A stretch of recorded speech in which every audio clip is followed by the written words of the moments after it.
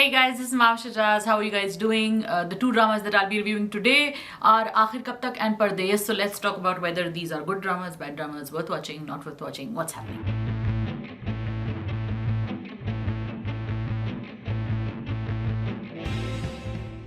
पहला ड्रामा जिसके ऊपर मैं बात कर रही हूँ उसका नाम है परदेश। इसको लिखा है सरवत नजीर ने, इसको डायरेक्ट किया है मरीना खान ने। इसमें स्टार कर रहे हैं सरमत खूसट, शाहिस्ता लोधी, गौहर रशीद, बुशरा अंसारी।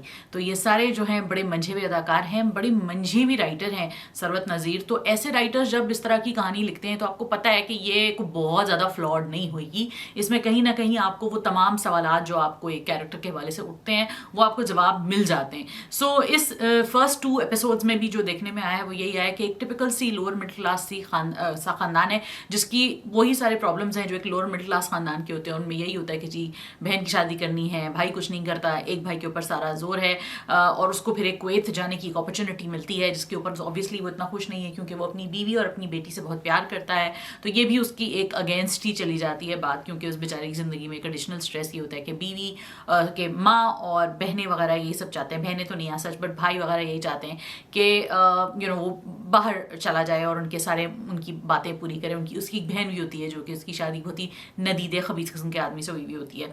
एक उसकी छोटी बहन होती है जो कि चलें इतनी कोई खबीस नहीं होती, लेकिन हाँ that could also be a problem, क्योंकि ऐसे खानदानों में ये भी फिर मसला होता है कि छोटे इस तरह के बहन भाइयों की आपकी जिम्मेदारियां आपके ऊपर होती हैं। सो हम जो ट्विटर पे बैठे लोग बातें कर रहे होते हैं, कमेंट्री कर रहे होते हैं, हमारे लिए ये प्रॉब्लम्स इतने रिलेटेबल नहीं होते और इसलिए हम इस तरह की बातें करते हैं कि यार ये पाकिस्तानी ड्रामों से रोना धोना दिखाते रहते हैं।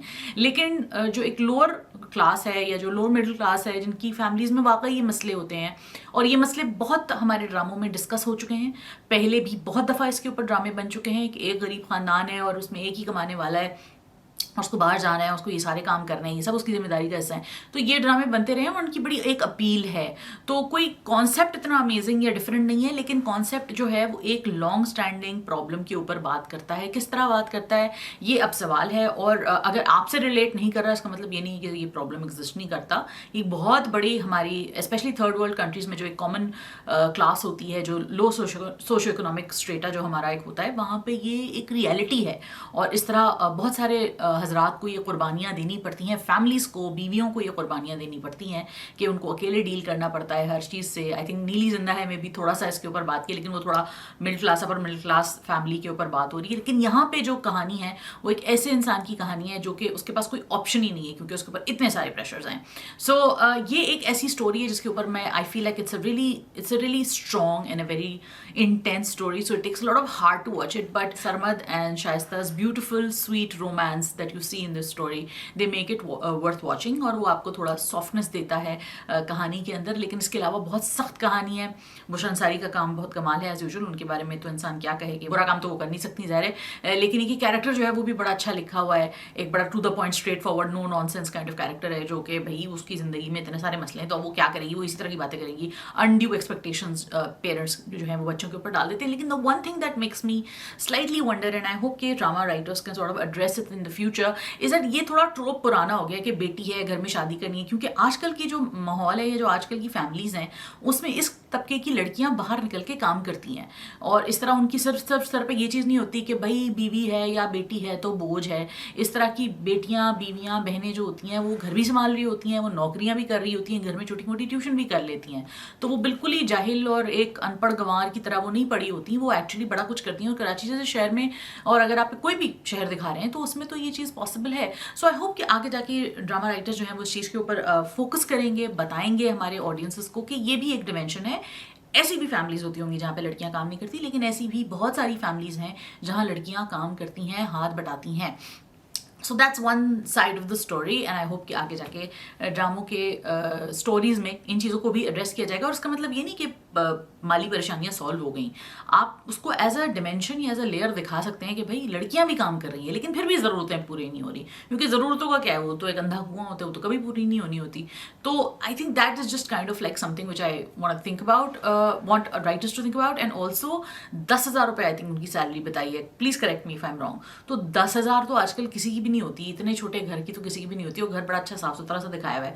तो थोड़े रियलिस्टिक फिगर्स प्लीज़ हमें बताएं, 3,000 में चलें, ग्रोसरी कर ली उसने, लेकिन उसकी तनख्वाह 10,000 नहीं हो सकती, I don't think so, but चले let's discuss this more, let me know what you guys think of in the comments. और जिस ड्रामे के ऊपर मैं बात करी हूँ उसका नाम है आखिर कब तक। इसको लिखा है रादैन शाह ने, उसको डायरेक्ट किया सैयद अली रजा उसामा ने। इट स्टार्स उशना शाह, जवेरिया अब्बासी, शहूद अलवी, असफर रहमान है इसके अंदर, हारून शाहिद भी हैं, आगे जाके दलील हुसैन नाना है। सो ये जो एक शो है इस it just reminded me immediately of Darsi Jati Hai Sila, where Yumna Zaidi was playing this shaken, very anxiety prone ladki Sila, जो कि बीगुल ने लिखा था और काशिफ निसार ने डायरेक्ट किया था।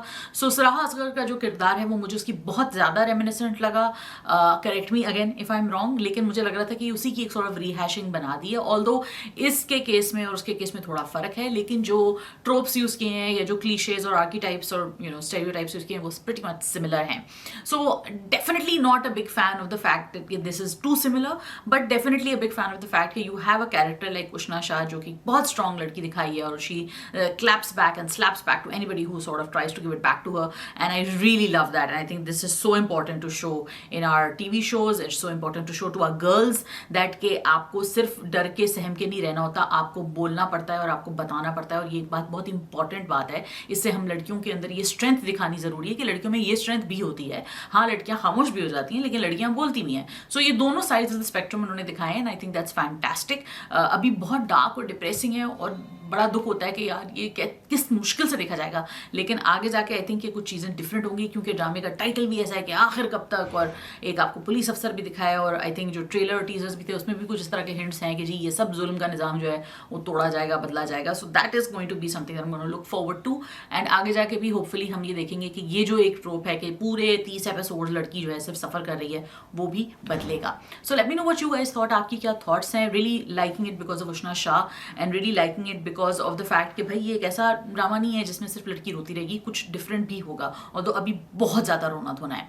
और एक ये भी चीज़ इंपॉर्टेंट है समझने वाली कि कैसे डायनामिक्स जो हैं वो बदलते हैं जब पूरी फैमिली जो है वो इतनी खबीस होती है, यानी माँ बहन बेटी सारे ही मतलब वाहियात हैं, और हस्बैंड भी इसी वजह से वाहियात है। शहूद अलवी का जो किरदार है who is playing a domestic abuser, so that's a really tough watch. I think अगर आपको तो हंसी मजाक गाना शाना देखना है तो आप शहनाई देख लें, या इस तरह के कोई और जो 2-4 ड्रामे लाइट से चल रहे हैं वो देख लें, but let's see how this one turns out. Late me know what you guys thought. मैं जो हूँ आपके साथ शेयर करती रहूँगी अपने रिव्यूज़, आप भी अपने कमेंट्स मुझे बताइएगा कमेंट सेक्शन में, और बताइएगा कि आप अग्री करते हैं डिसएग्री करते हैं और आपको क्या लगा इस रिव्यू के बारे में। अपना ख्याल रखिए, लाइक कीजिए, कमेंट कीजिए, सब्सक्राइब कीजिए। खुदा हाफिज़।